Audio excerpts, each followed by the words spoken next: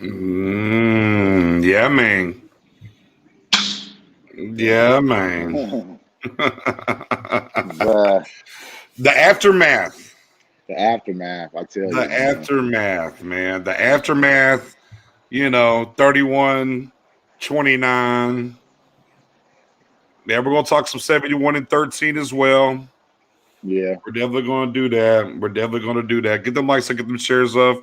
CFO Gang's in the building. Star Gang's in the building. It's your guy, what's going on, Nix. fam? It's J Tuck. I don't even care about these last 7 seconds. Get it out of here. I'm ready to Get talk. out of here, man. Let's Get go, it out of man. here. Let's Cut the go. I'm ready clock. to talk. Cut the Yeah, I'm clock. ready. Let's get after it. First and foremost, how did Raymond James treat you, brother? Huh? I said, how did Raymond James Stadium treat you, Yeah, brother? man. Raymond James was a nice stadium. Actually, the Bucs fans were A1, man. They, very hospitable during the tailgate and even during the game. Because I sat like me and SoFlo, salute to my guy SoFlo. We sat right in the heart of Bucs country, man. So we were surrounded by a bunch of Bucs fans, man. But it was all fun. It's like it wasn't a hostile environment where Right, we right. felt a certain way. We had fun. And the very first thing I told them before the game started, because they were kind of, they had their fireworks and their banners and that whole thing. I'm like, hey, congratulations on all that. I appreciate you, Yeah, yeah. salute you. But it's 2021 now, and we ain't Kansas City. And they're like, what do you mean? Like, you're not Kansas City. You're worse than Kansas City. I was like, bro, we are not Kansas City, and you're about to find that out, man. So we about to dive into that whole combo. But yeah, it was a good time at Raymond James, man. Now I say this: the Yankees practice facility across the street Oh, is a yeah. much nicer facility than Raymond James. You know what I'm saying? Like you literally walk across the street and you have this luxury practice facility, and Raymond James is kind of high school, colleges type stadium. I'm like, damn, Yeah. It's been Steinbrenner around put a up those while. dollars. Yeah, it has, Yeah, man. it's been So, around but a while. So yeah, no ifs, ands, or buts about it. Jessica Hager's in the building. My boy Cologne from Puerto Rico. Our guy Cologne from Puerto Rico. No 151 so far. I hope my guy yeah, Mendoza's in the building. Pete Prescott. what's up, Michelle's in the Michelle? building. Let me see who else is in here real quick. I saw somebody else. Burleson's in the building. Mark Kenner as always. Yeah, man. Man, ooh, a lot to dive into today, A right? lot. There's a lot of stuff that's happened today for sure. I got Nick's in the building, and then of course the game as well. So, Tuck, where you want to start? You want to start with the news of the day? You want to go through the game? What do you want to do? Let's start with the news today. Let's get that over with, All man. right, I feel let's get like it there's a over with. lot to So, dive in when it comes to this game. yeah, so we'll start with Gallup. And Okay. if we watched the game, we knew. I mean, Dexter, just stayed cooking, even though Gallup missed the majority of the second half. Calf strain, Mm-hmm. 3 to 5 weeks. But right, we kind of know him and Sid Wilson have a pretty good connection. So Right. not ideal. He's kind Right. of our jump ball guy per se. But Mhm. how does it make you feel? I mean, knowing that you do at least have Sid Wilson there, Tuck. Yeah, I'm comfortable with it. Now, granted, we want Michael Gallup out there by any means necessary, but if he's nicked up, I feel like the wide receiver position, because we spoke about this even going into the final 53, like we had so many different pieces that we could leverage in to really keep the offense afloat, with the wide receivers considered, whether that's Cedric Wilson, we have Noah Brown coming off, we still have Simi, and the list goes on and on and on. So I feel like Cedric Wilson did a great job filling in for Michael Gallup, and he'll continue to do so because he's had a great rapport with Dak Prescott. Even going to last season before Dak went down, him and Zay has always been in connection. So, I feel like, granted, as great as Michael Gallup is, Sid gives us a little bit more. Like he's kind of that, Let's get a little Swiss bit more Army wiggle. knife. Yeah, he's a little bit more of a Swiss Army knife when it comes to the wide receiver position. So I feel like everything is going to be just as fine with Michael Gallup out. But granted, I would like to have Michael Gallup on the field, but I feel like things will remain intact from what we saw yesterday.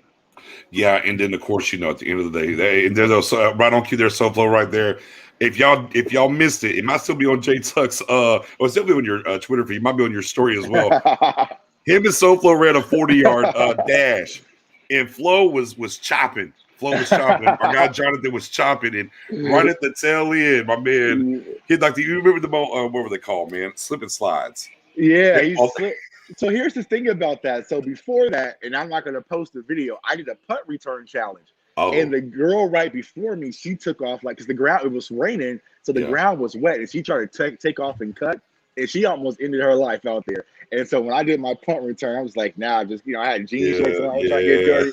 And so Slowpoke was like, let's run the 40. I'm like, I'm not gonna run the 40, Uncle. Like, let's run it. So when we ran it, he kind of took out the gate. I was like, bro, I'm just trying to, keep my feet. He was moving. He was and moving. all of a sudden, he just slide. I tell you, hey man, I tell you what, Jonathan, that fantastic Emmitt Smith jersey you had, I hope it didn't get a lot of grass stains on it with that slide. right.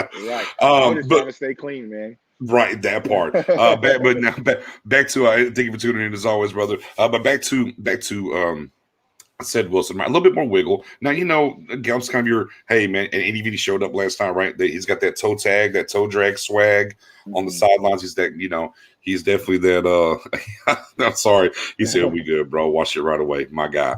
That possession kind of guy, your jump ball kind of guy. Maybe an IR designation because you missed a little time IR because this is 3 to 5 weeks. We'll have to wait. And down a free up a roster spot, they kind of play a little shell game with this roster if they want to do it that way. We'll just have to wait and see. The ripple effect, is that going to affect his money at the end of the year? Right. Now, granted, it's only 3 to 5 weeks, but if it's one of those things that lingers and he ends up missing 6-7 games, will that be something that affects his money? Obviously, that's kind of a long ways down the line. I'm with you, as you said, too, about said. We kind of know him and Dak have a connection. Hell, Settle even throw Dak a touchdown pass. I mean, they goes back and forth with those two guys. And then, of course, we know about Noah Brown. And then maybe Simi gets the call. We'll have to wait and see, what happens there for sure. So a little bit of a downer, but we got 4 behind center, and we can. And as I said, 4 was dealing all second half without him, so we're good to go there. The more pressing news of the day, man.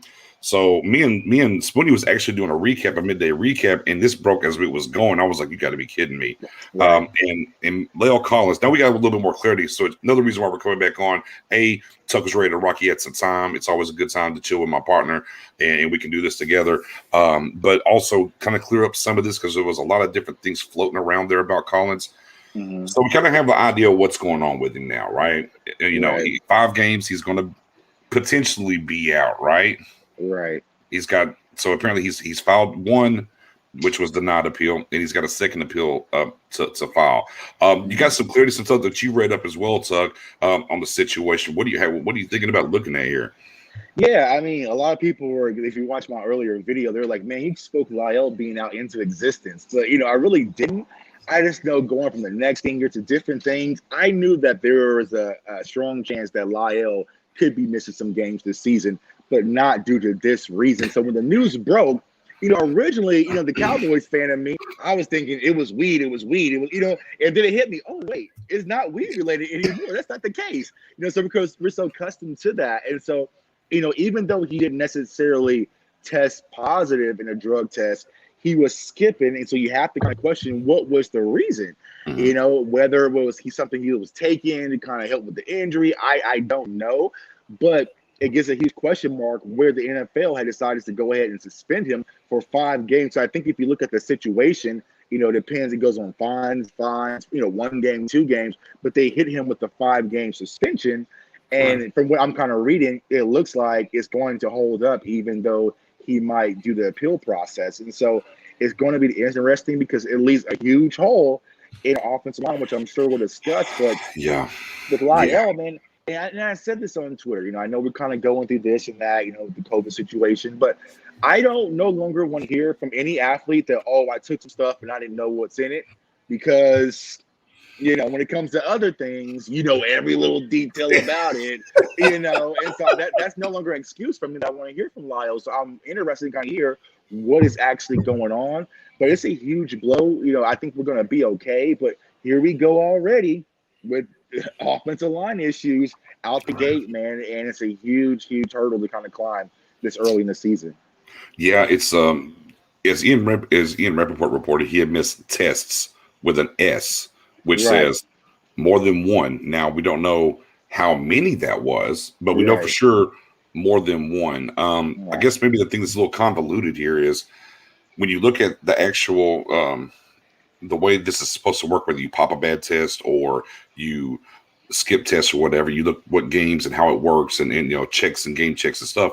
Mhm. Nowhere anywhere in this buildup of how this rule works is there's a 5-game suspension. So it's kind of odd that, or there's not really clarity. Like, why did they say 5 games? Because nothing on the list says 5 games. So Right. that's kind of the head scratcher. And then of course that gets Cowboys Nation and those around the world going like, well, here goes Goodell again. It's the Cowboys. Right. It's always different for the Cowboys.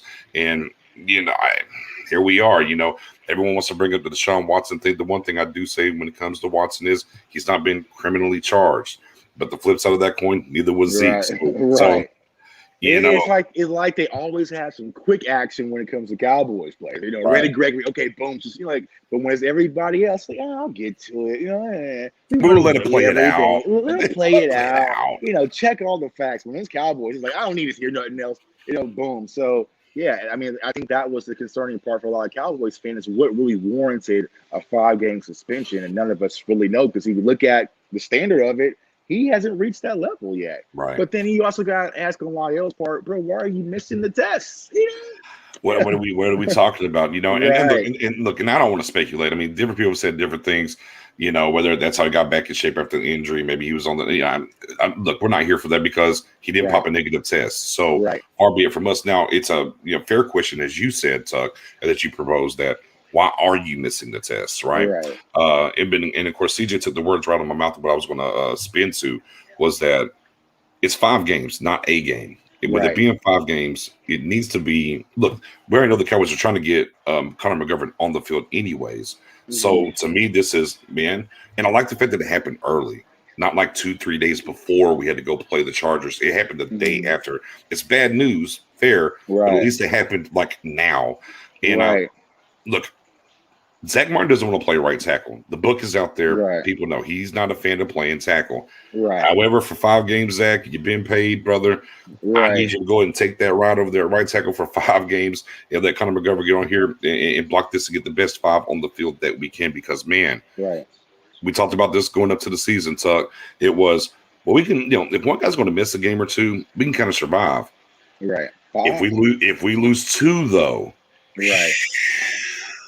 Yeah, it's kind of rough, man. And like I mentioned this earlier in the vid, it's like I feel like what we saw from Connor McGovern, we have to find a way to have him on the field. Now, we already know we can already throw our idea out the water, throw it back there in the pool, Knicks.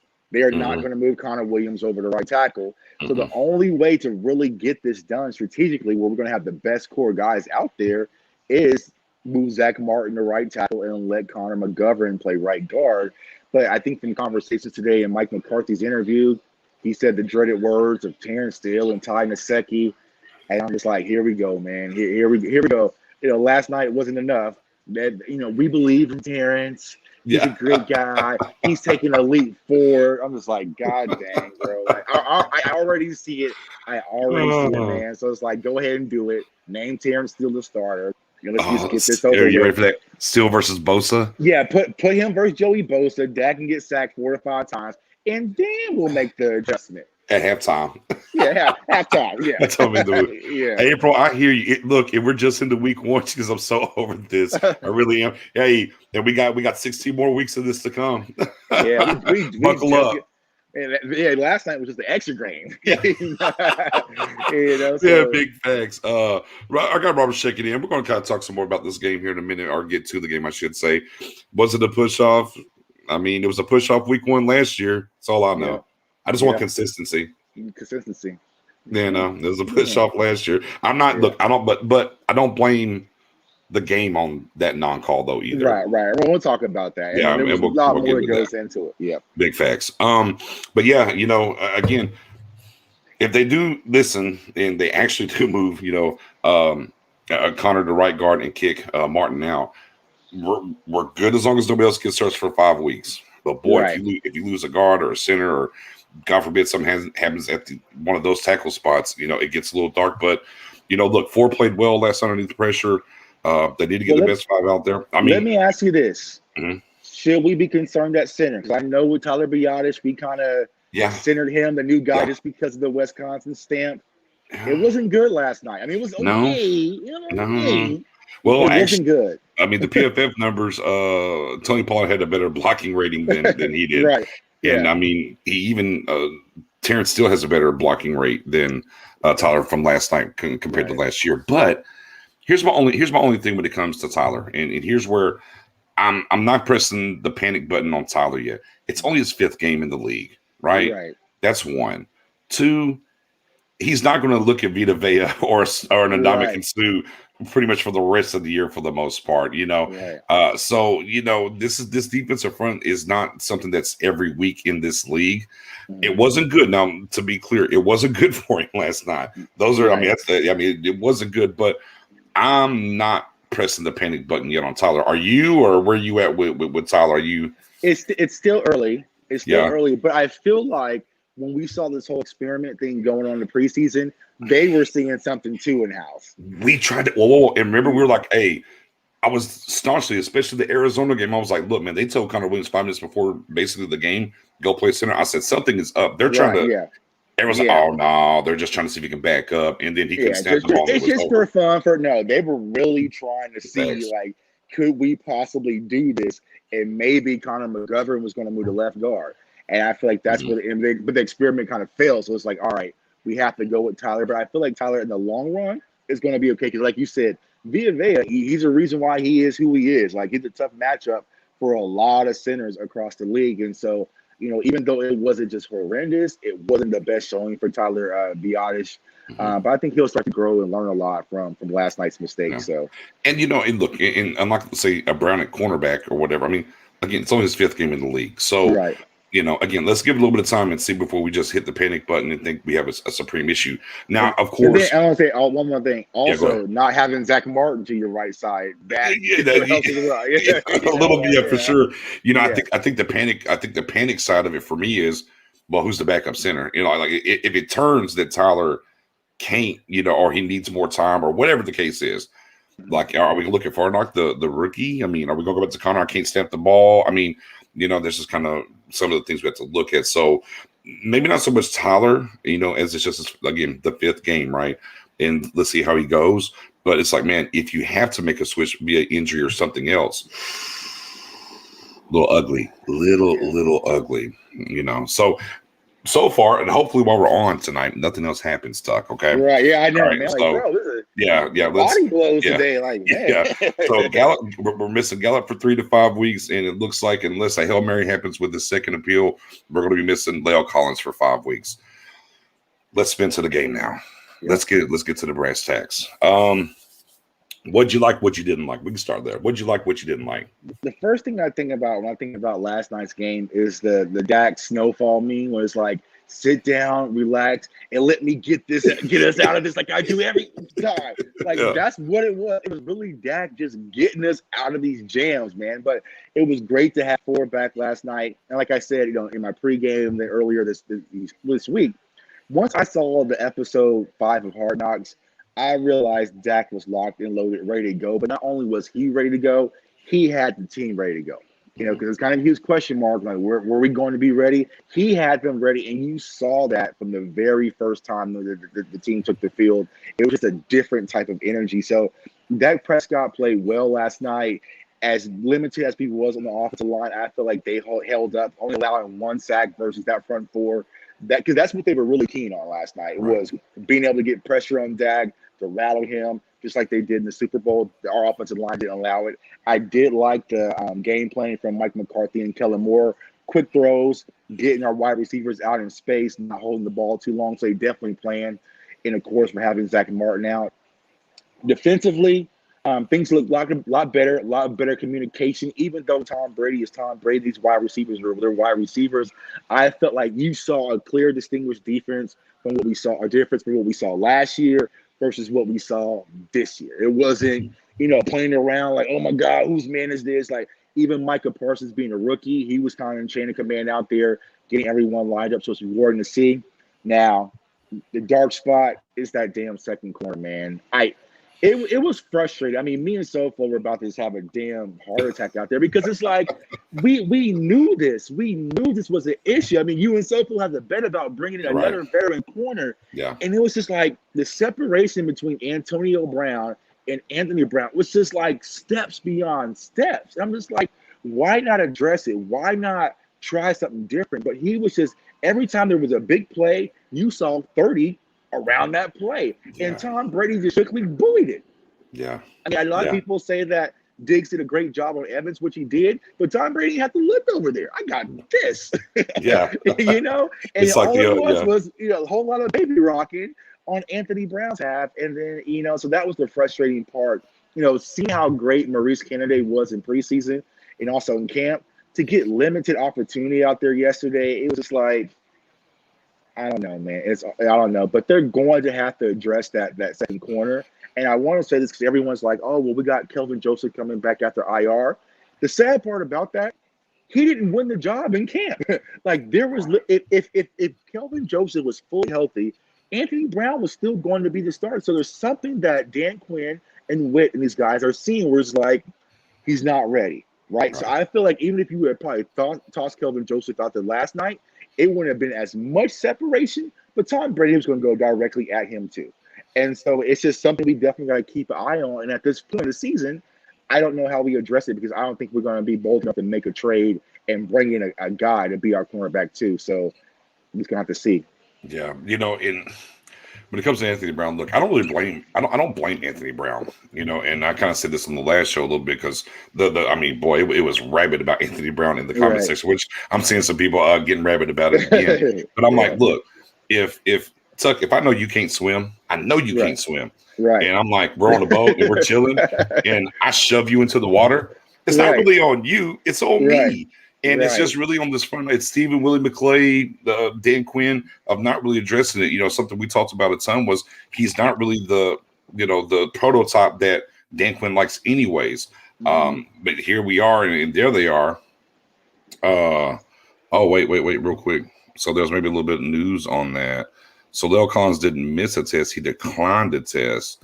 Okay, that's something a little bit different from my guy Professor O coming in with a little bit of knowledge there on that situation. Oh, okay, that's it. Yeah, so then you're guilty. Yeah, so the appeal. Yeah, the appeal's up out of here then for sure. Right. You know, but again, Anthony Brown. I mean, he can't swim. Look, he's in the league. You know, that's why to me, look, even like you had to walk Nashon Ryan out there last night.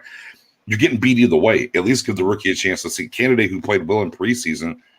Throw him out there, give him a chance. You know, even if you want to say that he's better at the slot, okay, kick Jordan Lewis to the outside and put and then put Kennedy in there. Because you have options. You have options. Yeah. There was options to be had. You know, man, I'll tell you this. I love the tenacity of the defense, right? I love the tenacity of the defense. But boy, I tell you, there were times where I was like, did Mike Nolan hack the calls? Because Randy Gregory was dropping back in pass coverage. Right. DeMarcus Lawrence. D-Law was dropping back in pass coverage.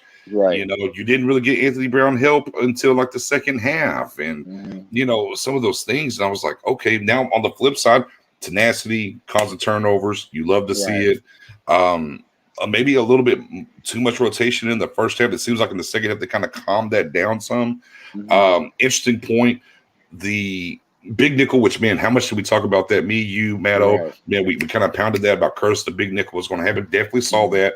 When they were in nickel, it was basically Neal and Parsons. So we had Jalen with 16 snaps, LVE with 14 snaps, and Cox 0 snaps. And it was like 51.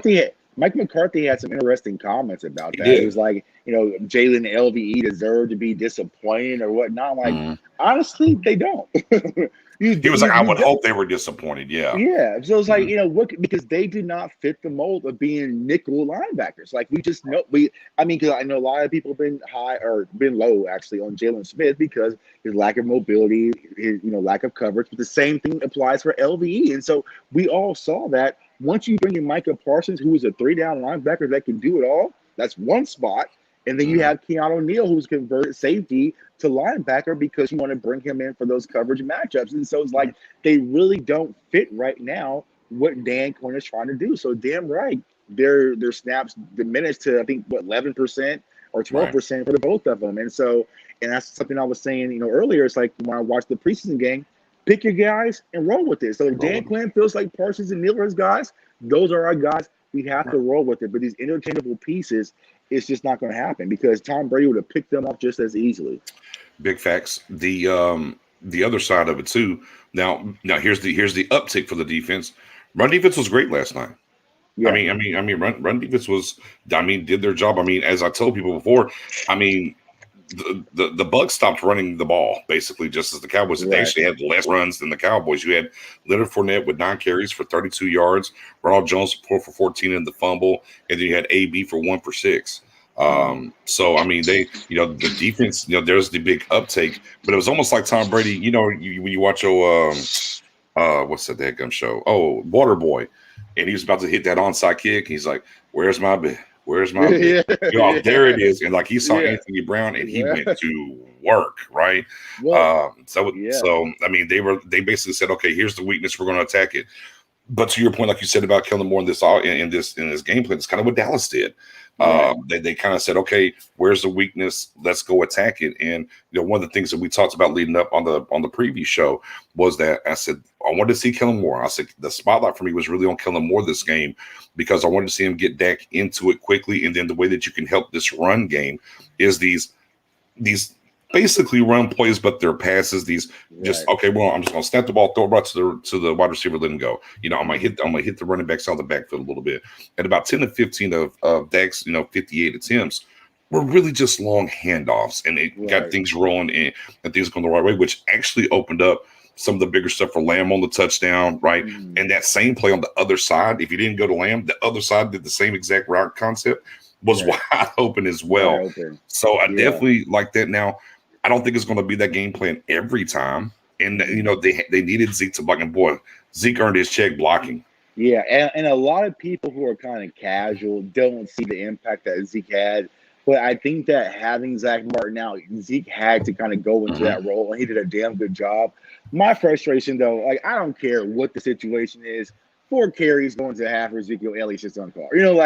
I feel like he just needed to be involved and have the ball in his hands just slightly more than what we saw yesterday. So what we really have to pay attention to is if we go into week 2 and that's the same kind of mentality, then it's like, where does Ezekiel Elliott really fit amongst this offense? Because last night, because there was a play that they ran an inside zone with Tony Pollard on 31 and Pollard was stopped short. I was like, see, it was a 3rd and 3, and I know this because I actually tweeted 3rd and 3. Now Dak saw it, and we had the odd man front, so it was like, okay, he changed the play to the read option, and the concept was we're not going to block Sue, right? Okay, so he got it, he held it. Really, Dak should have pulled it out because Sue didn't bite on anything. He was all the way on Pollard, and if he keeps it, he'll probably get the first. He gave it to Pollard. There was no chance. And dude, they didn't run the ball again until the second half. Right. Because I was into the 3rd quarter. I was like, we haven't ran the ball since 3rd and 3 with Pollard. Right. I said, this is insane to me right now. Right. Yeah. Yeah. I mean, because leading up to the game, up to a few weeks, is like my whole mentality about playing the Bucs was let the bodies hit the floor, and I guess that was really their mentality. I didn't think they were going to do it, but it's like the Bucs have guns, we have guns, we're going to air it out. And whoever survives, survives. And that was really the mentality yesterday, because I had no idea that they were going to completely abandon the run game in the capacity that they did yesterday. Like I said, it wasn't. I was like walking up to the bathroom at halftime. They posted on the screen, Ezekiel Elliott, 4 and a half. I'm like, man, you should at least get 5 to 8 in a quarter. It was just, but they completely abandoned it. And it's like, I know that their weak spots where the corners in the secondary, especially after the injury, was concerned, but you still have to give us some type of run momentum. So we'll probably get into the 4th quarter, but I feel like that's when the 4th quarter we should have really utilized the run, and we failed to do so. And then, eventually it turned out in Tampa's favor. Yeah, I mean, obviously 4 carries in the first half for Zeke. He ended up with 7 carries in the second half. But, man, there was just nothing up the middle. I mean, we were just handing the ball running into Vita Vea's dadgum stomach is what we were doing. Now, they got creative with the old school halfback toss. Right, yeah. You use it in men. You don't really use it in the NFL anymore. Yeah. And that was probably yeah.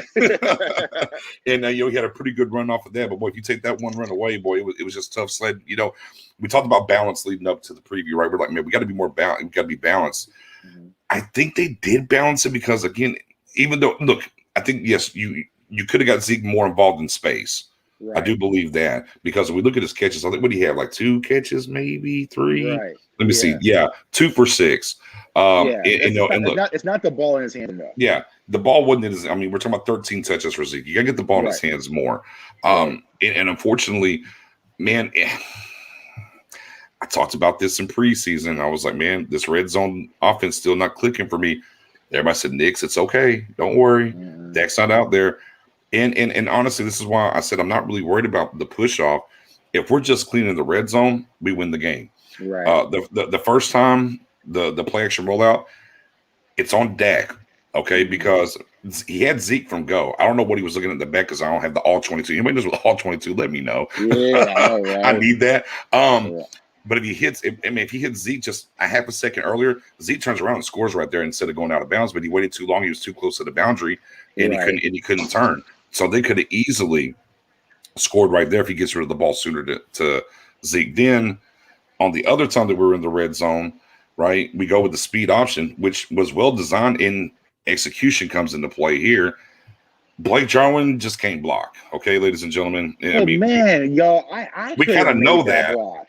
I couldn't, like, all he had to do was screen, because a lot of people are, going at Zeke about that play. Yeah. I was like, Zeke was trying to, but by the time Zeke was trying to hit the outside, the corner, I think it was already there, and he wanted to go back inside, but they already had a linebacker flowing, because he was thinking that all Blake Jarwin had to do, even if the block was get in the way. And that was the problem because Jarwin did get in the way, but Jarwin got in the way, but pushed him outside. Schultz actually sealed the inside enough.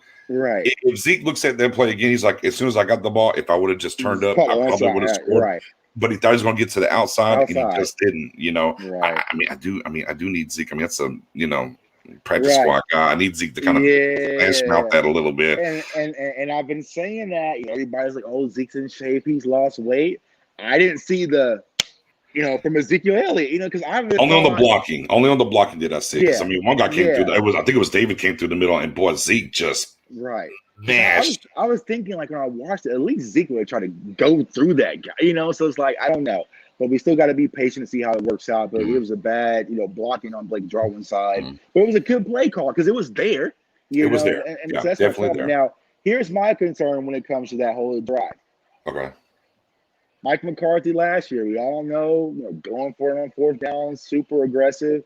I felt like that was the opportunity to go for it on fourth down. Yeah. Taking a field goal. Yeah. Yeah, no, I mean, there was a couple times I thought there was an opportunity there, but you're on the road. It's world champs this week 1. And if you go back to the Rams last year, remember, he passes up the field goal to go for it on fourth. They don't get it, so you don't get the field goal to tie or whatever. So there were some things there working. They turned it from 19 to, what was it, 19? Oh, it was like 2017, I think, right? Is that what it was like? I think we turned it to 2. Yeah, it's like you're right. Yeah. 1921, something like that, right? So again, so it's just one of those things when we get to the red zone. It's like we'll get a good play call that should work, but the execution's sloppy, or we get a play call. Well, I mean, really execution because Dak missed Zeke earlier, even though maybe the first read might have been to somebody in the end zone. I mean, as soon as he picked up Zeke and Zeke came out, I was like, oh, it's right there. I mean, I was like, it's right there. And he just waited too long to get it to him. So, I mean, right there alone, I mean, that's 6 points that we got. But, I mean, you missed on 8. And that's kind of the biggest thing that I said. With everything that happened in this game, you could have, I mean, if the Cowboys play a cleaner game, they win this game fairly easily. Now the Bucs had they did play a clean game. They had over 100 yards in penalties. The turnovers. Look, everybody wants to throw up the 4 turnovers. The Hail Mary, get it out of here. The Hail Mary turnover, it was really 3, okay? Right. And so, I mean, the Hail Mary is whatever. Well, now, unless Jordan Lewis would cut inside instead of towards the sideline and go score, then maybe. Yeah, he thought he was about to go. Yeah, right. But, I mean, again, it's just one of those games where, man, early on, you got to learn about your team. We understand that. But, bro, there was so many ups, downs, and, like, things we can hang our hat on and things we can't. But, again, till we go to the Chargers, like you just said earlier, we have to wait and see what happens. One thing we can say, especially teams as bad in preseason, was not good last night either. 92 yards in the kick return game, missed field goals. And, again, we looked at field position. Their punter 65 yards out on the 2. We started like 3 different possessions inside our own 5. 5. You're right. It was special. I mean, we always talk about all 3 cylinders, and they had that third cylinder, which was special teams that really made a difference. But yeah, I just thought that Mike McCarthy kind of going in from what we saw last year, he was going to be a little bit more aggressive and go for it at that time because he went aggressive for this long ass field goal at the end, which almost could have been costly to us because it's about to put them back in scoring range. Right. Luckily, things didn't work out in our favor, and so overall, like I said this on Twitter, I'm not a fan of the moral victory standard, especially Right. for this game, because I felt that we were the better team going into the game and during the game. I feel like we were the better team. It's just those little things that happen. Like you just got to be more considerate of everything going on, And so because it's hard to say like, okay, well, we almost beat Tampa, so now we're 15 versus the Chargers. And I've been saying this, and we'll talk about this probably here soon as we get ready for week 2. Is the Cowboys, I know them as a fan from an emotional standpoint, right?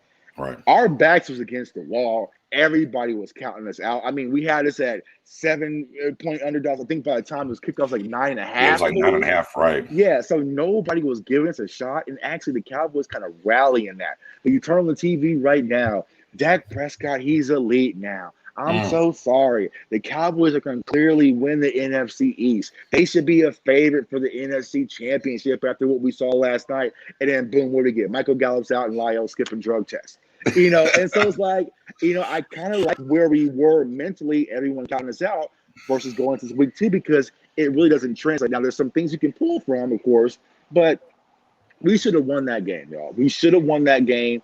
It was really there for the taking. We put blood in Tampa Bay's mouth. Those Bucs fans, they were shook. There was actually a moment in the game, I forgot, it's probably late in the fourth quarter, where we started "Let's Go Cowboys" chant, and it rang throughout that. It rang throughout the entire stadium because they were all sitting down in their seats. Yeah, I mean, actually, me and Sofa was commenting super late last night because I couldn't go to sleep on Twitter. There was multiple times through the TV broadcast, and I was at a sports bar even where we could hear the Cowboys fans cheering at least a minimum 4. Definitely when Coop got the ball, you would hear the Coop, Coop stuff. We heard the "Let's Go Cowboys" a couple times for sure. Troubling part for me. Here's a troubling, and again, it's always about look. It's every win ain't means you're there, and every loss will mean you're here. I look for trends and different things. Here's one thing for me that's troubling.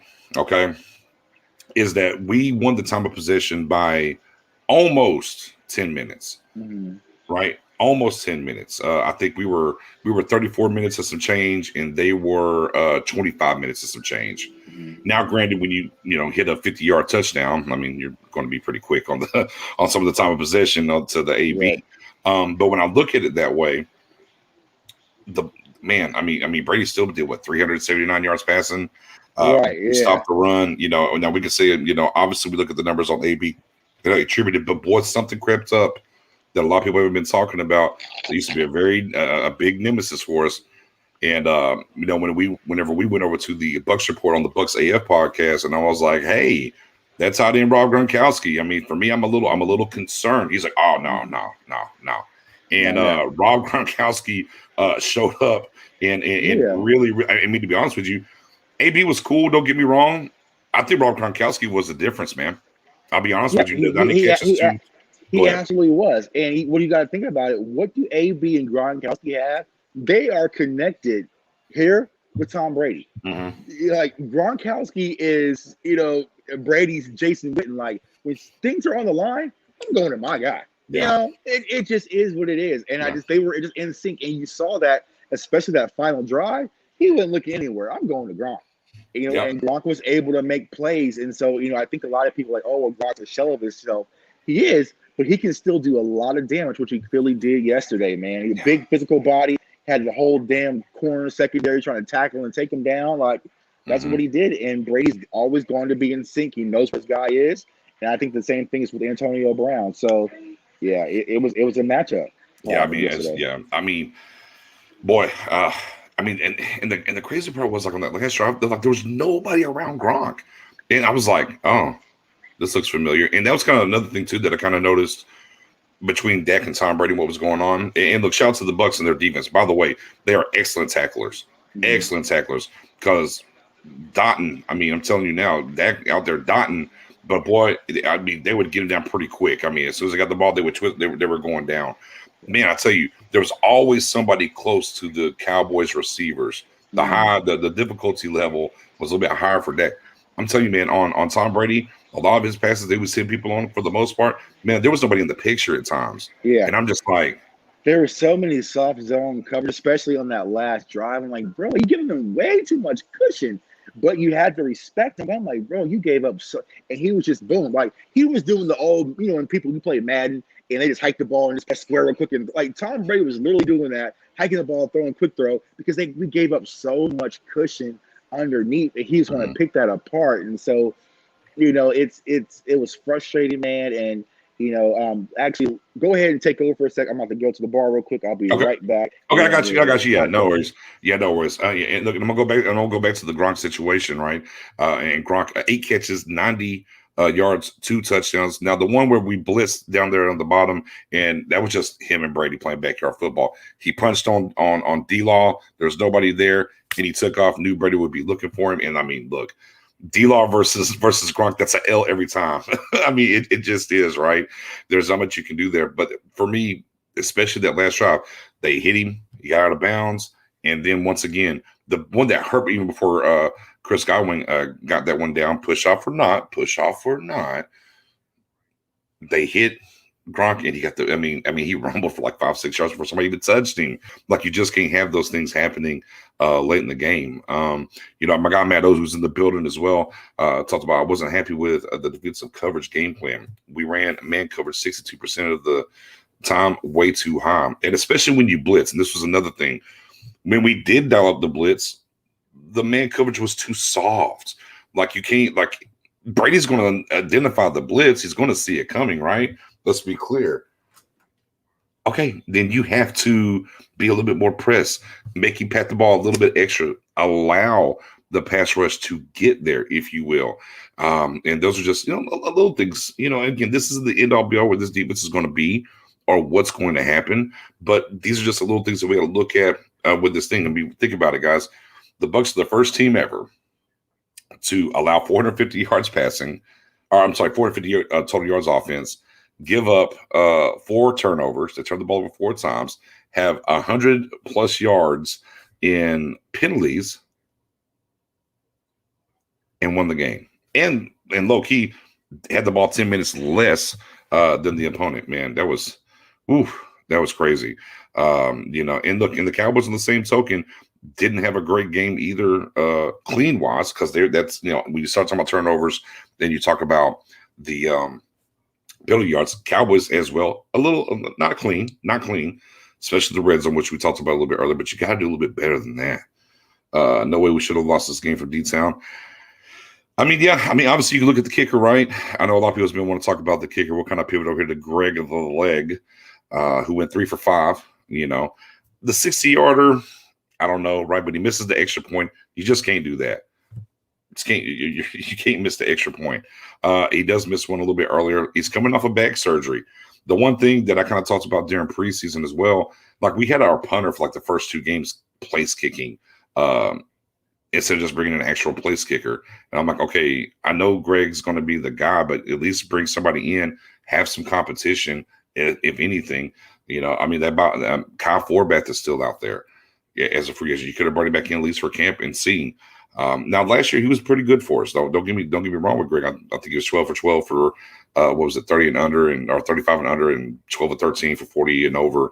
But last night wasn't good. Now those are field goals that you got to have, not the 60. It'd been nice if you made the 60, but not the 60. But the other 2, right? You get the 4 points, and there it is. There it is. And JJ does have his back. He said they're going to move forward with him. But more importantly, he's got a sponsor, right? His sponsor's the Bones Jones, our special teams guy, who we heard prior to last year how much. And look, and the proof is in the pudding. He has been a great special teams coordinator in this league. Man, it has not been very good though, guys. It just hasn't. Last night, because we were kicking the ball in the end zone, right? Kicking the ball in the end zone. And then also we started to kick it high. Oh, did Forbat Sunday? Fair enough. But they started kicking it high and short so they could go cover. Well, then they couldn't cover. After getting burned on a couple of returns, then they're like, all right, let's go and kick it back deep to the end zone. How about this? Here's an idea. Just kick it through the end zone and don't worry about it. Just put them on the 25. Stop playing with fire. There's no reason to. And the game plan is just bad, And there you go, Colin. I mean, yeah, absolutely. I mean, you got to have some kind of competition. So special teams definitely didn't do us any favors last night. Although I know special teams isn't flashy. Our punter did average about 49 yards a punt and put one inside the 20. He did have to punt a lot last night. So there's your bright spot on special teams. And probably the best play for special teams was there when we were backed up to the 3 and out real quick, and he just bombed one downfield. Even though they drove and almost scored, we got the turnover. But boy, that was really good. That was really good. How about Dak, though, as well? As Tuck was talking about Dak a little earlier and what was going on in the building. From the sideline, watching him coach, really being these guys and talking during the whole game, he was very – I've seen Dak before just if the play's over, the offense, he's sitting on there and he's just looking and going. Dak was very involved last night on the sidelines. And he was in people's ass and he was doing different things and talking and doing things as a leader should, a little bit more fiery from Dak last night. I thought that was an interesting turn of events for him. So again, not much more you can really talk or ask of Dak. I know we around the way, different people are saying, well, we threw the ball too much and different things. The biggest takeaway is, man, guys, 18 straight games, 18 of them straight. If we don't score 30 points, we lose. Not to say it's the same old, but boy, you scored 29. You feel like you should win the game, right?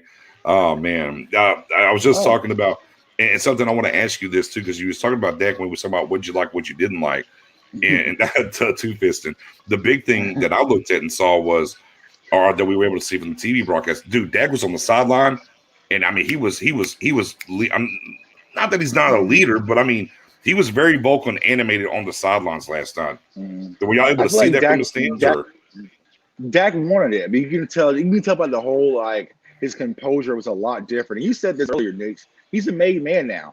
And so I'm pretty sure because, watching it on a TV broadcast, I watched this game twice.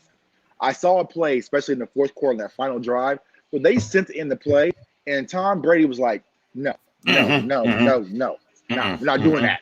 And I feel like now that Dak is a made man, he's a lot more vocal, he's a lot more composed, but he's leading this team in a lot different way. And it kind of gravitated throughout the team. He wasn't afraid, and so I don't think anyone else on the field was afraid, man. So, yeah, I think we're seeing a different Dak Prescott. Kind of quick pivot point, the Picks train is here in my hotel. So I guess the University of Florida Gators, they play tomorrow here at Raymond James Stadium. So the Florida football team is all walked in. So it's kind of cool, man. They're all. I'm trying to find Elam, man. My cornerback the next year. Hey, actually, can you just go ahead and play now? While you're at it, And again, I was kind of talking about the special teams a little bit and what happened there. And Bones, that's kind of where we pivoted off where you left, and we talked about anger, some stuff while you were gone. There was just ups and downs on all sides, right? In all three phases, and we just can't be that. Right. One thing's for certain, and what we kind of talked about, and I told everybody all off season, we've banged our chest about this. This is a Super Bowl caliber offense. We just need the defense to come along for the ride. And we talked about turnovers and points per game. They won the turnover battle last night. They didn't win the points per game battle last night.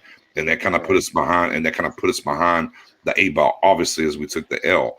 But again, everything that we said and we thought about this offense outside the red zone, a little bit more efficient, in spades, brother. I mean, it's there. And Dak, and no matter what for those that thought Dak was really good last year or not, I mean, we know there's a twist on that. When you have Dan Orlovsky out here saying, my bad, I'm wrong, Dak's elite. I mean, right. With the pivot, it was like, is hell freezing over? I'm like, what is going on? I'm like, well, finally you woke up. But I mean, what a masterful performance. Would you say, because some say it was the best game Dak's played as a pro. Do you think it was the best game he's played as a pro? I think it was really good. I don't think it is. I don't think it's his best either. But I think the reason why everyone's gravitating towards the game is because of the situation. Like coming off an injury, not playing in preseason, going against the greatest of all time. So I think that's why they pin it as his Completely agree, greatest game. Robert. But I mean, so statistically, it looks a lot different. Just the whole, you look at the game in a nutshell. But nah, I don't think it's his best game, man. I even like what, and I said this is like, you know, with Dan Orlovsky, you said that. I was like, bro, Dak did this his rookie season versus Aaron Rodgers Very fixed down, but in you the know, playoffs, you know, but maybe it's people just looked at it. How about this one? People looked at it because it wasn't what they kept trying to tell Dak was on garbage time. right. And it started out the game. Maybe that's what it was last time that opened Right. their eyes up. You know what I mean? And we said this is about, you know, Dak possibly being in MVP consideration. He has two big targets to kind of go against to put his name in that conversation. He almost clipped one of them. The next one will Right. be in November. If you take this kind of same performance and let's say we go to Kansas City and we beat Kansas City and he puts up this type of performance, he's going to be in consideration because no one's going to really believe in Dak until he clips all these little quarterbacks they think is so much better than him, like the main guys. And so, but I feel like Dak wanted to get a win out of this game. Yeah. And, you know, they Definitely. all I did, mean, he man. showed. Yeah. He definitely had a point to prove. You could tell that he's like, "Hey, man, I'm letting the world know. I'm putting them on notice. We're going to do what we do." Mhm. Let's talk about this. You know, because we've had our fun with this. Let's talk about wide receiver one. Let's talk a little wide receiver one action, shall we? Yeah. Go ahead. You know, for now, the old head still holding off the young buck. Amari Cooper still holding on to that over Mr. Lamb. Now, I mean, not just, I mean, look, and we can talk about the numbers, right? Cooper, 13 catches, 139 yards, 2 touchdowns. Lamb, not a bad night. I mean, 7 catches, 104 yards, and a touchdown. But the drops with Lamb. Look, the first one, I don't put on Lamb, by the way. He was kind of slipping, falling down. Dak kind of short-armed it a little bit. I don't put that on.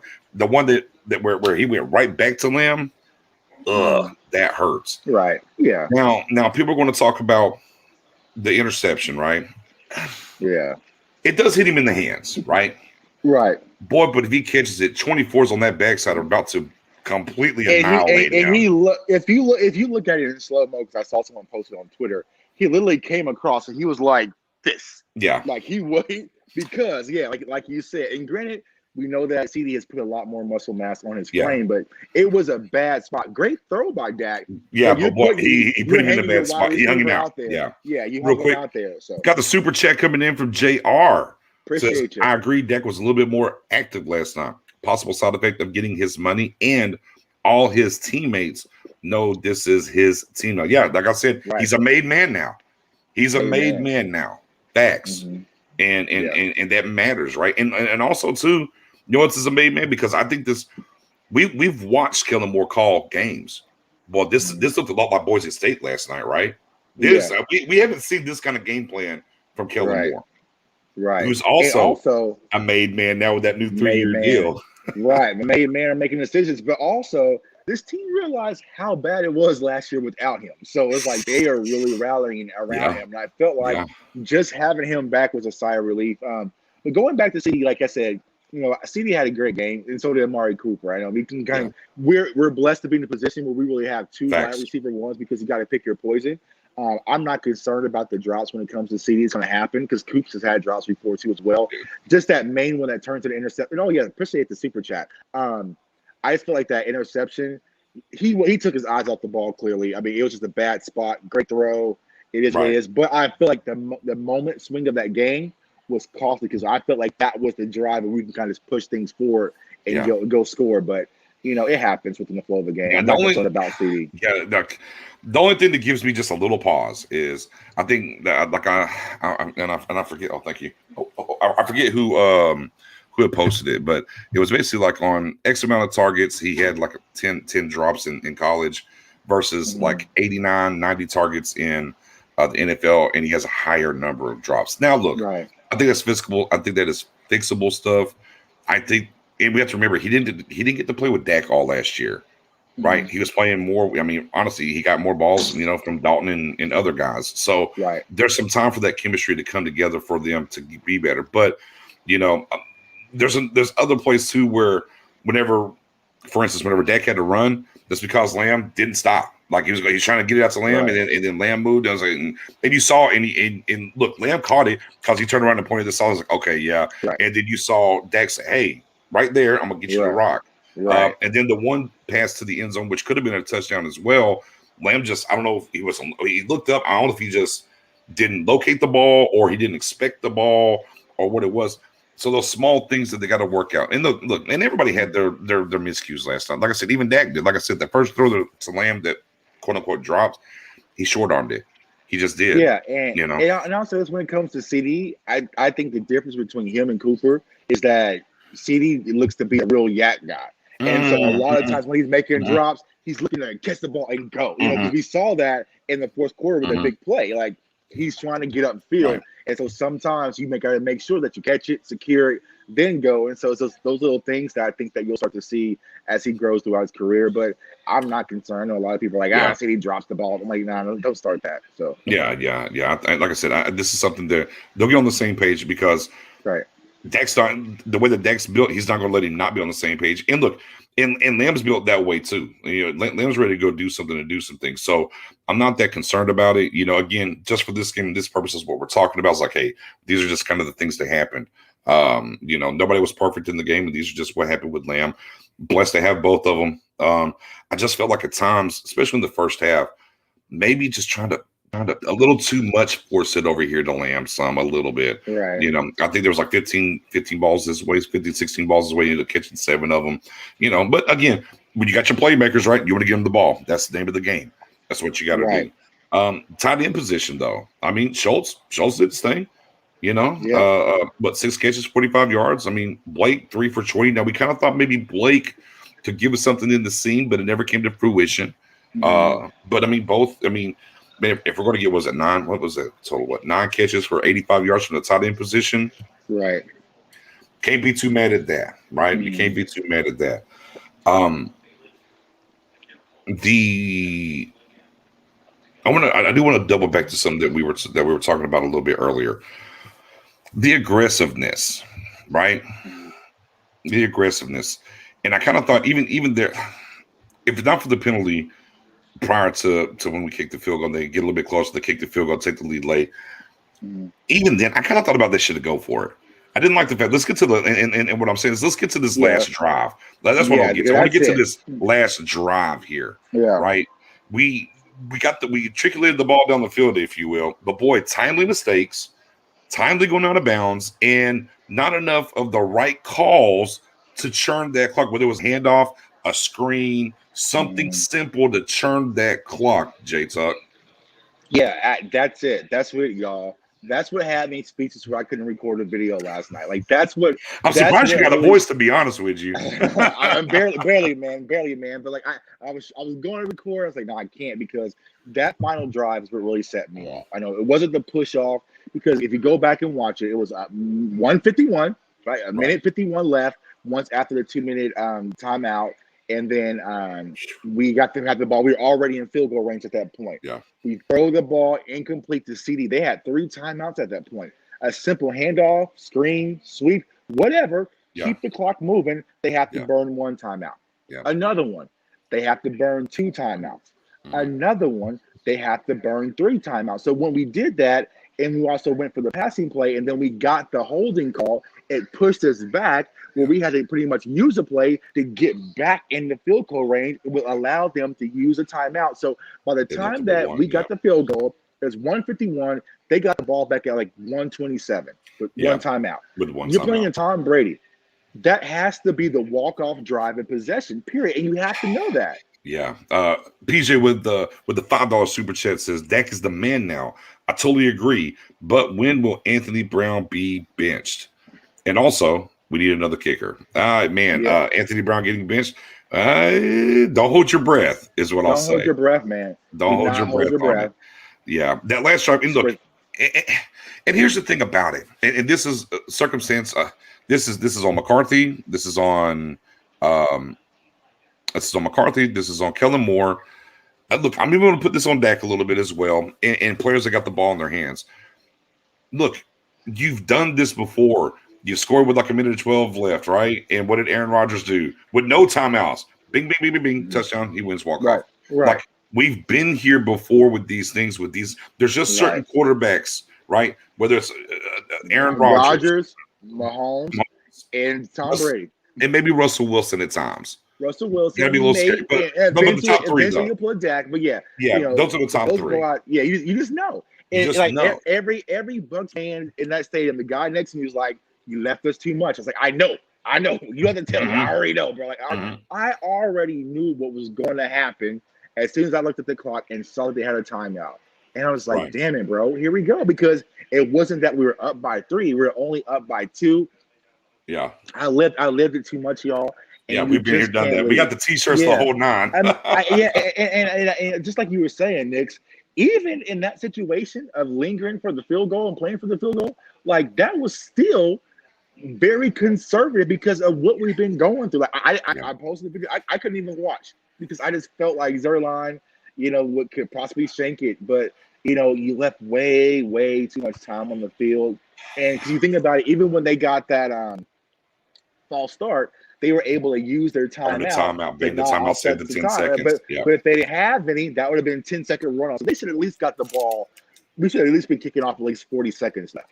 Yeah, I mean, you just have to be, again, clock management. Boy, I hate saying clock management because how much did we go through that in the Romo and Jason Garrett era, right? And look, and even in the Jason Garrett and Dak era, I mean, clock management is on coaching. Look, I can say the players need to understand that a little bit better. Like CeeDee Lamb, man, I'm telling you, on 3rd and 11 when CeeDee Lamb broke that, and he was going, I was like, stay in bounds. And he went right out. I was like, damn it. Like we have to guys, we got to kill this clock some more. And to me, when I was looking at 124, I know it's like 4th and 6 or 7. I'm like, in my head, I'm like, man, Dak's been picking these up all night. I'm like, be aggressive. I'm like, I get it. I mean, it's the Bucs or whatever. I'm like, this doesn't feel right. And this I would have understood it. I would have understood. Right. If we don't get it, I'm like, I get it. Right. Because and then, at that point, you couldn't question McCarthy. Because and he would easily said, well, look how our field goals have been going all night. That was the reason. So no Cowboys, like he was pretty much playing with house money to go for it at that time. But Dak was cooking. And Dak was, and that was the other thing too. Dak was cooking. Look, I would like to see them go for it. I mean, obviously, if it works out the other way, we wouldn't be saying that. But even at the time, I looked over at my guy Josh was with me, and my guy Patrick Page. Shout out to them. They just had birthdays the last couple of days, and I was like, I don't know, guys, but we probably should go for this. I know the penalty kind of hurt us, and they didn't do it or whatever.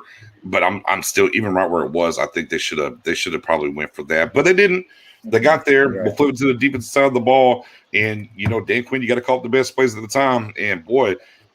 Look, even this, right? Even after the penalty, the first pass to Gronk on his way to out of bounds. Let him out of bounds, right? Again, no one close enough to get him down in bounds to run and churn that clock. And then, of course, the second time to Gronk, there's just no one around him, and he goes. Even at that point, if you're able to keep them, I mean, it's still a decent field goal. It's not a 35-yarder, though. It's still, 47-ish, whatever, 48. I'm like, okay, we have a chance here. If we could just stop him right here, let's see what happens. And of course, Godwin, and then the dropbacks throwing them high, killing the clock.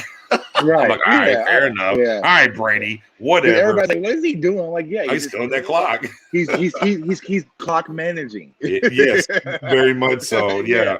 I tell you, like all the different penalties that go back and forth. There's only one penalty that bothered me the whole entire game. Only one. And that's because when it's judgment calls, things can go either way. We played the game. We know, even when it's played the game, y'all know, your coach always tells you, don't leave it up to the refs. But the helmet sticks in my craw a little bit because it's not a judgment call. It's black and white. It's simple. You remove your helmet. It's over. He was in the middle of the field. He wasn't about to he wasn't like going to the sideline like one step out of bounds and did it or whatever. Right. It's simple that he was in the middle of the field. Every camera saw it. Everybody saw it. And not only did he just take the damn thing off, he spiked it. Yeah. It's an automatic 15, bro. It's an automatic 15, and that keeps the drive alive, and maybe that turns into a touchdown for us. Who knows? Right. But, man, that's the only call for me that really sticks in my – I'm like, oh, that irks me. You can't miss those. Like as a referee, as you said, black and white. There's no okay, do you need to have a discussion? No, he took his helmet off. That's my problem, man. My first as a Cowboys fan, it's just those little things. if that was us taking on him, they would have caught that. Like, oh, boom, helmet up. Like, Yeah. but for some of these other teams, they just always get away with it. And for us, going back to the offensive pass interference. Last year versus the Rams, it was just like, oh, he extended his arm. Extended his arm. Now this year, when it happens to us, arm fully extended, they were positioning for like no, because it wasn't the extension that got Jay Lou off balance. It was the first push, then the extension. Yeah. That's what knocked him off his pivot. And if you think about that, that moves them back 15 yards and could have been different in the game. Right. But even with that, man, it's just, like I said, the clock management leading up to that possession, there's no way you leave that much time with Tom Brady and also a timeout. Like, no. Yeah. DJ says Brady threw the ball away while inside the tackle box. Should have been intentional grounding penalty. Actually, the rule book states if they're not under pressure, it's not intentional grounding. So that's the part. He wasn't under pressure. He wasn't under pressure all night. Yeah, and here's the crazy part, y'all. DeMarc, and I was saying this in the stadium, we are this close away to getting to Brady, like every time. And DeMarcus Lawrence was this close from getting that ball at Brady's hand, and then Diggs was this close to getting the interception to end the game, man. It was right there. Oh, yeah. If Diggs is literally 6 inches back, not even a full foot back, just 6 inches back, he picks that. Right. I mean, you're just that close. Another one. Even the play Michael Parsons. Yeah. Yeah. And then Andrew Armstrong came off the edge one time, and he got all the ball. I was like, he got it. I was like, I don't know how he didn't fumble the ball. I guess that TB12 would work out or whatever he's doing, because he hit him and it just went directly here and he cocked it back and did whatever. But the keys to the game that we talked about, I know you talked about as well on your channel, was it wasn't just pressure. We had to get pressure up the middle, and brother, ladies and gentlemen, kids of all ages, Brady's jersey was very, very, very, very clean. You didn't have to wash it, bro. They probably just hung it up and say, all right, we'll get it right.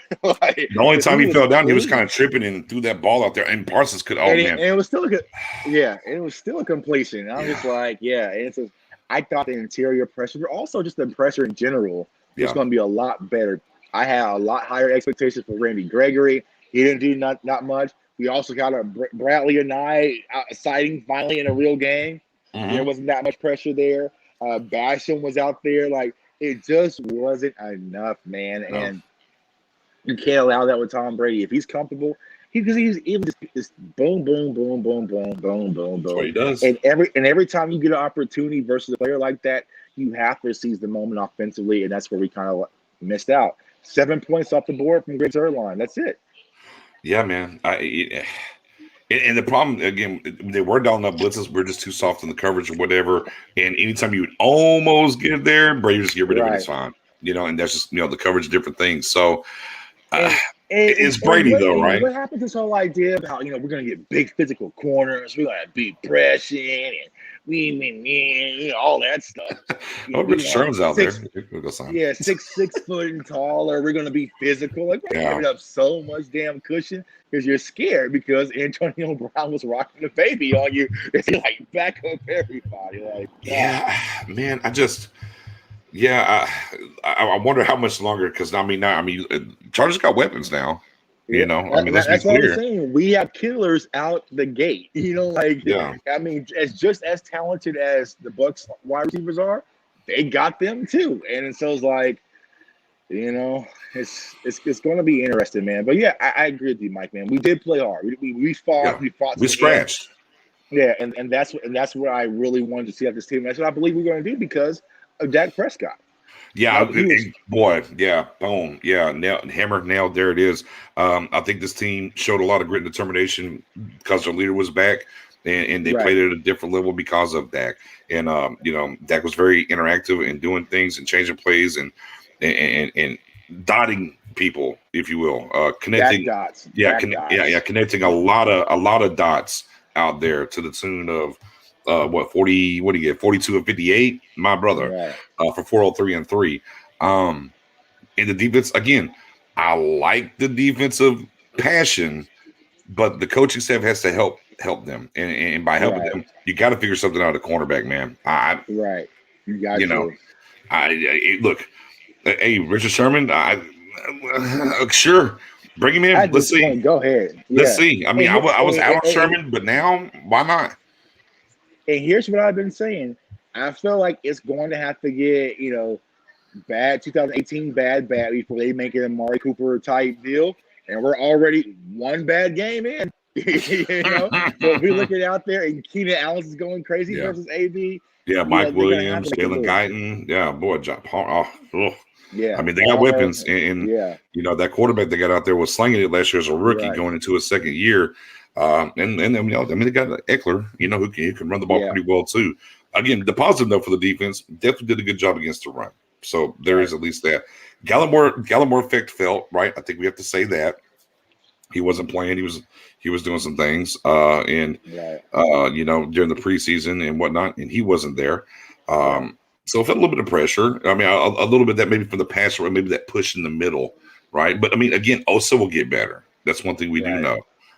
Watkins and Urban did their thing as run stoppers, and look, and Urban was the guy that kind of got the pressure right that made throw the ball out there even. What a catch by Leonard Fournette. I can't believe I'm saying that. I know, right? Yeah, I'm like Leonard Fournette. Because if Parsons would have got that, man, that would have been a pick six. He's gone. There. Oh, yeah, he's gone. Like, I was like, how do you even catch it? I was like, damn it, man. Yeah. But again, it's good to know that at least like we got, and Kelvin Joseph's coming back, right? And here comes Kelvin Joseph that'll be back after week 3. Kind of survive in advance right now with some of these guys that are out. Right. But yeah, look. I mean, if you are making a trade, right? So we know Gilmore was available. That was the word. What's his injury status? Because how the Patriots are. They're a little shuggy. Is he really injured? Is he not? There was a point in time where C.J. Henderson, right? He was available from Jacksonville. Is that something that's available? So yeah, look. Not saying they need to do this all-in move, like spend the first to go get this big, talented, Mika Fitzpatrick or Jamal Adams type, but you're right. It'll probably have to get a little bit worse from the passing defense before they do that. But if it does happen, I would like to see them go make a move. Do you think it's going to get to that point? No, because they're going to toss some of these rookies out there and try to put a Band-Aid on it. So, Yeah. I mean, look, I'll live with Joseph and Nashawn Wright getting beat. I'll live with that because they're rookies and they're learning on the job. But this Brown situation. Right. And that's my thing. It's like, because I was so, vocal about you can't have those rookies out there. But I felt like I was putting my back into the corner where I had no other option. It's like, damn, I got to go with Anthony Brown. I don't want to, but it's like, I just didn't trust the secondary versus Tom Brady out the gate. And that's why we had to kind of have the game plan that we did where the bodies hit the floor, man, because it was just going to be a long day. I just felt it. And just like you add on Gronkowski on that. I mean, they still had, they didn't use Scotty Miller that much. Jalen Darden didn't play. Howard didn't play. Brady didn't. Like, they had so many more bullets in the clip. They didn't even unload on us because they didn't have to. Because, like you said, Brown. Number 30. Oh, there we go. Go that way. That way. For me, here's probably the smartest and easiest internal fix if they want to make a move at cornerback next week. Put Jordan Lewis on the outside, let Kennedy man the slot. I mean, that's the simple move that you can do. But they're not going to do it. But fair. That's fair. But, I mean, if we're talking about internally, in-house, realistic, not going out here making a trade or going to sign somebody, realistically, and Jordan Lewis did play outside in Michigan, put him outside, put Kennedy in the slot, or vice versa. I know they kind of like Kennedy in the slot more because he's the backup slot right now, not outside. So figure it out. Or, I mean, roll Nation right out there and see. I mean, it could get – I mean, you might do it for a quarter or a half and be like, all right, Nation, never mind. We'll go back to Brown. But you don't know till it happens, man. Oh, we got a hater in the building. Look at there. Wow. Cowgirls, so original, Kobe. Kelly almost called you Kelly. Kobe. So original, man. But the Cowgirls. Oh, Cowgirls. Like, saying Cowgirls really doesn't affect us. Y'all should learn that by now. Like, what? Okay. What are you, 7, 8? They tried it, man. We are 2 days away officially from when the NFL fan bases can talk about their own damn team. There you go. Right. But here's the part. Nobody's really been saying anything. I mean, granted, Stephen A. had to kind of reach a little bit, but everyone's been like, damn, bro, y'all played a hell of a good game. You should have won. I thought y'all had it. Y'all going to be a lot. I even had Eagles fans text me like, bro, you guys look scary. But like, I'm not, me personally, I'm not buying into it because I know how inconsistent we can be. But I Yeah. will say this, having Dak Prescott out there, I feel like he won't allow this. I feel like that's the Yeah. good part. Basically, what I saw because no one historically, like I said, we could have beat the Bucs last night and Yeah. turn around and lay an egg versus the Chargers, It's true. right? But We've been but known I to feel do it. like the That's the core out difference. there, yeah, Dak's the difference right now, and so I think that you're going to see a lot of things transcend, with Dak, but also Yeah. Ezekiel Elliott. People are kind of shooting shots at him. He did what he was asked to do. That's it. Like he couldn't just magically make the ball appear. Now I will say this, and this is not about Zeke or anything. I didn't like that final play call of the game. Oh yeah, the Bones Jones were. I don't know. We got Yeah, this. We got the annexation of Puerto Rico. yeah. Obaruski. What? I mean, look. Here's my thing. I like the design. Okay, but I need at least the first pitch to be executed. Yeah. I'm I like, was just you got like, to the point. Where's the pitch though? I'm like, at least like chunk it downfield and try to get pass interference or something. something. And I was Little like, hook and yeah, ladder. Yeah, the old school mind yeah, would always hook and ladder. Something. yeah, Or yeah. if they're way back, when how Casey did it. All right, let's hit Lamb underneath with a whole convoy in front of him. Let's see Right, what yeah. happens. See if you You can know, Tyreek Hill it. yeah, a little something. Another thing that I did like though in the game, that we talked about that we wanted to see more of all during the offseason and preseason. We did get multiple plays of Dak and Pollard in the backfield, or Zeke and Pollard in the backfield, Yeah, which was yeah, very nice. I was like, okay, again, there was things from Kellen Moore blossoming. I'm like, wow, we haven't right. seen this from Moore. It feels like the offensive play calls feels different now. Obviously, last year he had to be in the show once Dak left. But even whenever Dak was here, this game plan felt much different than any time that Dak was playing last year, even. Mm. Look, I'm loving that. I would love to see more of Pollard and Zeke out there and doing their thing. It gives the defense more things to think about, and that's kind of what I looked at a lot last night. Was we're going to take what you give us, and we're going to try to do things to confuse you somewhat. It was just very refreshing to see how they called this game. Yeah, Now, yeah. not the same I play get they you, should be bro. doing every week, but to not last Right, for last night. right. And like I said, there are a lot of positives to take away from this game. And the one positive takeaway is what I've been telling a lot of Cowboys fans. We are a lot closer to what we saw last year versus the Rams versus what we saw at the end of the season. And that was a testament of that last night. Like, we saw how competitive we can be if everything is intact. So it's like, but now here we start to go. Here's Lyle, and here, it's Michael Gallup, and who God knows who's going to test positive with COVID. Like, just those little things you got to kind of start being aware of. But Right. just from a talent standpoint, I feel like we should be in the thick of things, and there's zero excuse with the talent that we have in house. And so it's going to be a fun season. It's just Yeah. all right. Got to dust ourselves off A little bit. and get ready. I mean, Get that old Leah. Dust yourself off. Try again. literally, I just sat there, y'all, at the stadium after the game, and so security guards like, "All right, man, you got to go." I just sat there. I was just sitting there like, "All right, bro, like." Yeah. I can't because that game that was a fully winnable game, and I feel like we were the best team out there, man. We left it all on the field, and just those little differences made a Small difference, inches, man. right? The old Yeah, any given say the inches we need are everywhere around us. because I just felt like it was our night when DeMarcus Lawrence got that punch out and the fumble, and Yeah. then also when Then right after that discus Godwin interception. when Godwin dropped, I'm like, things are on our side. This is our moment. Like, everything is working for us. Here we go. And then not so fast, my friend. And it's like Yes. push off, and it's like yeah. Leave too much Roll time on back. the field. Yeah, because I'm like, that punch out and that fumble recovery, that was so not Dallas Cowboys, especially in that type of moment. I'm like, it's going to be our game. It's going to be our game. And then we got up, and I looked at the clock, and the guy was like, "You left too much time, bro. You left too much time." I was like, God damn, he's right. Yeah, I mean, he wasn't wrong. We've been here, done that. But the one thing's for certain, whether you wanted, no matter if you're a big supporter of Dak or you wasn't, but from the supporter side, even if you wasn't sure how he's going to come back in, to see that and whatnot, it's like, okay. And you look at this defense that the Bucs employ versus even say the Washington football team's defense.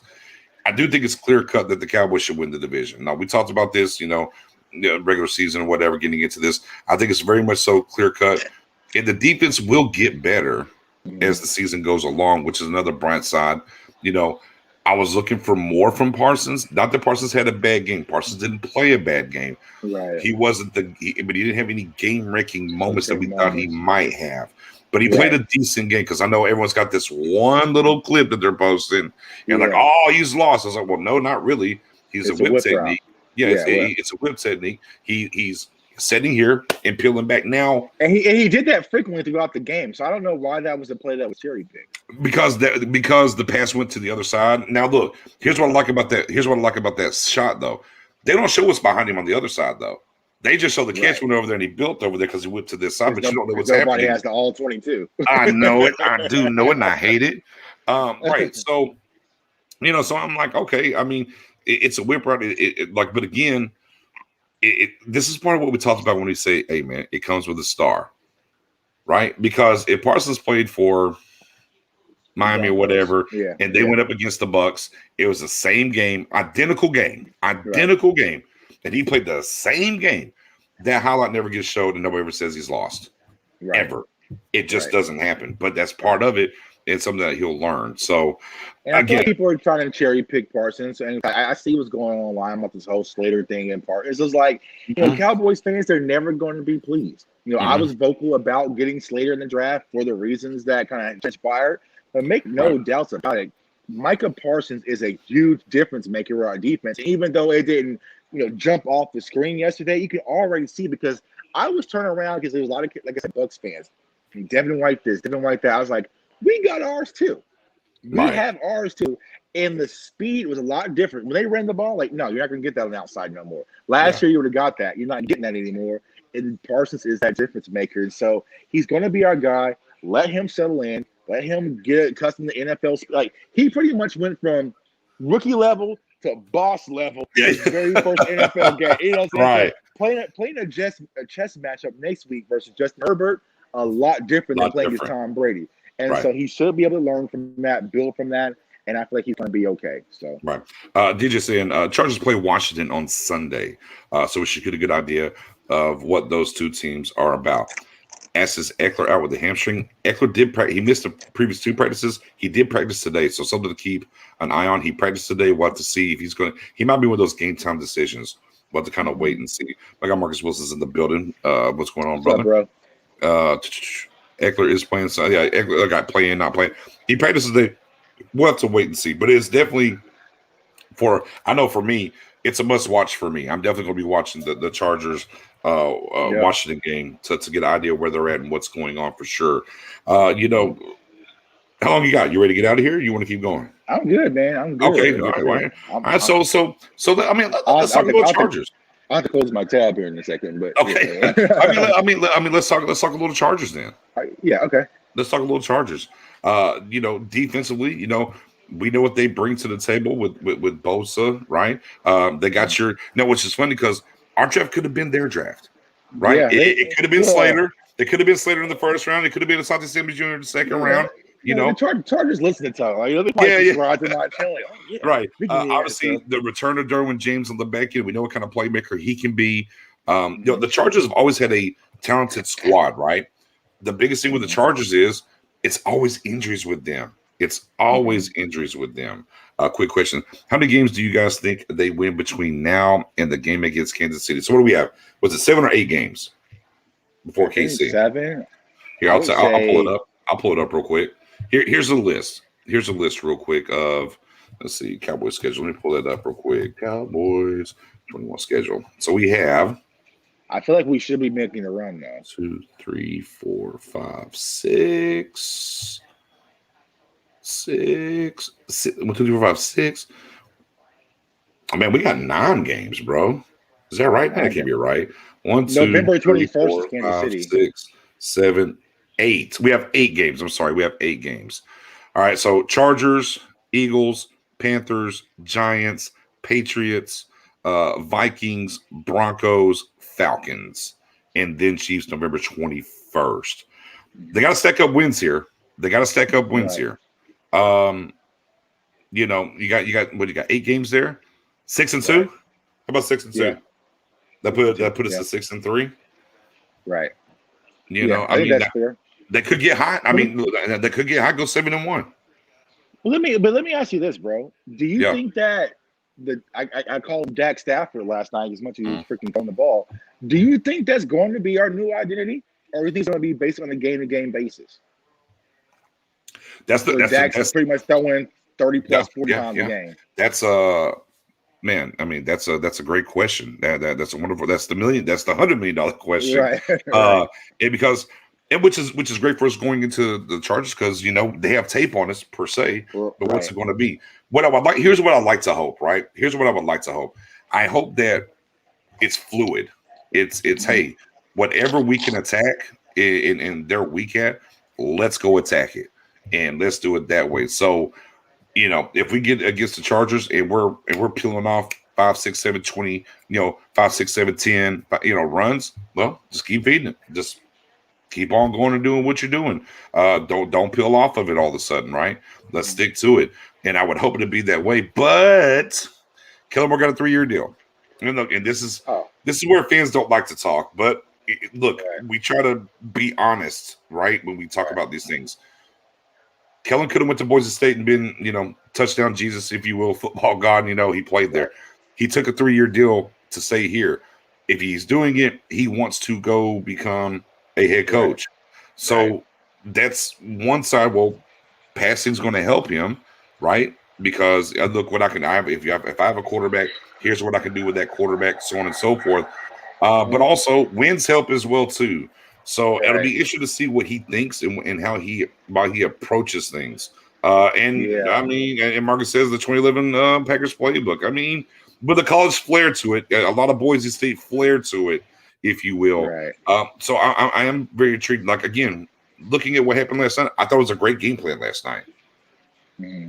But Jay Tucker, we get to a game, right?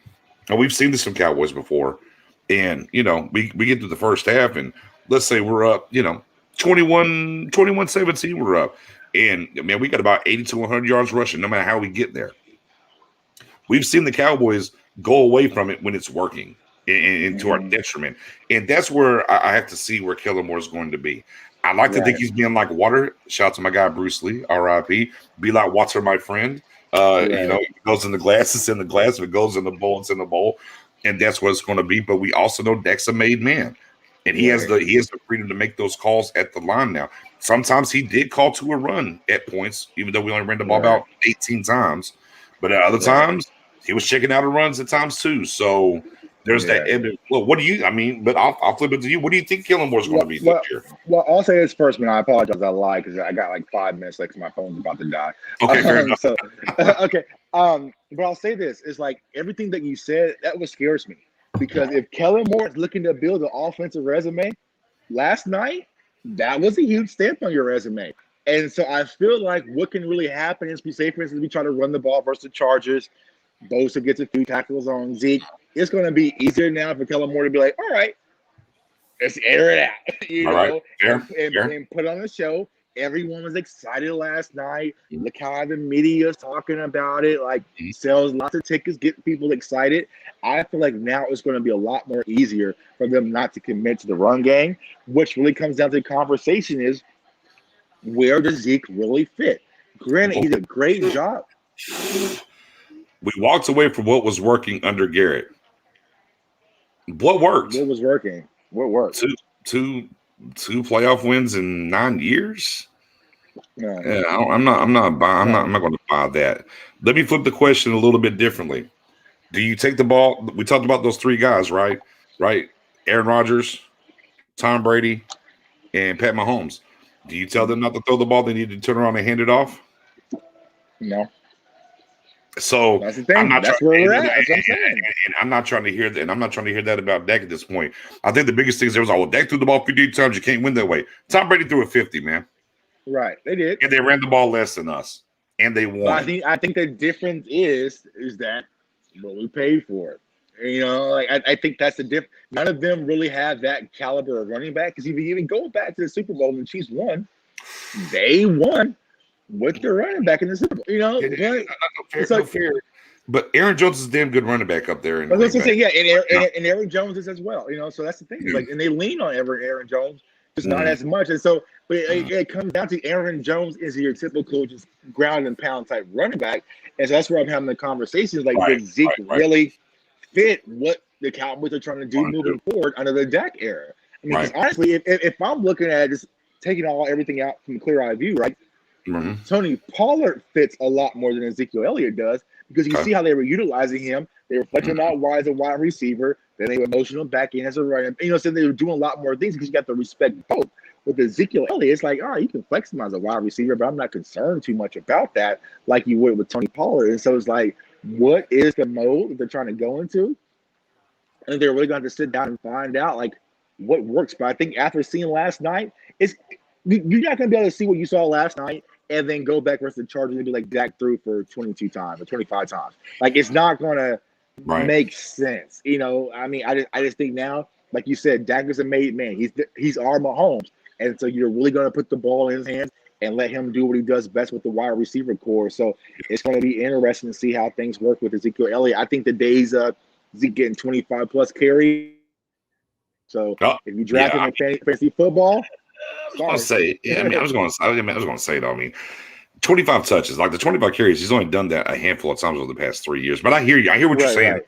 But I mean, here's the thing: is that I'll go back to Brady, and this is where it gets scary a little bit, because it was going to talk about the money from Zeke all of a sudden. But either way, so you go because they touched his contract, so he's going to be here at least through 23. That's where we're at now. Okay, so that idea, he's going to be here. But the breakdown was 67-30, or I'm sorry, 63-37. That was the pack. Excuse me, not the Packers. That was the Patriot. Dang, I mean, Tom Brady plays for the damn Bucs. The Bucs and Kansas City Chiefs last year, that was basically, they were in the same realm, when they got to the Super Bowl. Passing the ball 63-64% of the time, and running the ball 36-37% of the time. And that's probably what we're going to look at going forward. Maybe that's what we need to kind of circle and see what's going on. That's probably where we're headed. But we'll have to see. Again, the 30-40 times a game in a cloud of dust, that's not the new, that's where the NFL isn't there. Again, they didn't use Zeke enough, though. I can't stress that enough in the Bucs game. He did a great job blocking, but they didn't get the ball in his hands enough. Exactly. And they have to do that more. And I completely agree, D-Town. He definitely earned his check yesterday. I said that out the gate on Twitter, everything. I completely agree. They do have to get the ball in his hands more because he is a playmaker. But yeah, man, I mean, I don't know who. Now this is gonna be a can of worms. How many games this year do you think Zeke gets 18 carries a game? And see, and that gets scary. See, now that's going to get scary for a lot of people. Right. Because looking at what I saw yesterday, it's going to be unless Zeke gets rolling quick. I feel like Kellen Moore. I feel like it's all going to be on Dak right now, and I don't see a game. Maybe once we start to get in the darker days of like December, those type of games, you might see a lot more leaning towards Zeke. But I don't expect to see a lot from Zeke versus in week 2. And that's exactly what you said. Zeke's going to eat if we get out quick and we're up by a couple of scores. Then they're going to turn to Zeke and try to start eating that clock. I completely agree there. So I don't know how much, it's not, as I said it on me and Spoon was on earlier, and I said it's not your daddy's league anymore. And by that, that means we're the daddies now. It's not a league anymore. It's not the 90s and what's going on. Like, the league has changed if you have a capable quarterback that can do it. After last night, what we saw, you have a capable quarterback, and not only do you have a capable quarterback, man, the horses are outside, my man, and that's just what it is. I know your phone's about to die, so we'll get up out of here. Man, everybody, man, we appreciate y'all rocking with us. We would have went longer, but somebody forgot the charger. That's okay. We'll be coming back. Chargers. There's no outlet out here. He's like, I got my head on swivel. I don't know where it's at. It's all good, brother. It's all good, brother. I'm about to go get some recruiting, man. Get some of these Gators. Go put some. 6'4" cornerback, huh? Yeah, huh? Yeah, man. We're kind of looking at you today. You know, we have a little spot for you. Want to just come on now? We got you. Cut your little check. Yeah, I Just one got you, drop man. will just pick you up. That's fine. Yeah, Don't we worry. got you. Yeah, just go Change ahead your and name a drop. I little got bit. you, bro. Yeah, No yeah, offense man. But about it, man. As y'all know, man, y'all can catch me, Stargate Podcast, as always. Y'all can catch that boy Tuck, Cowboy fans only on YouTube.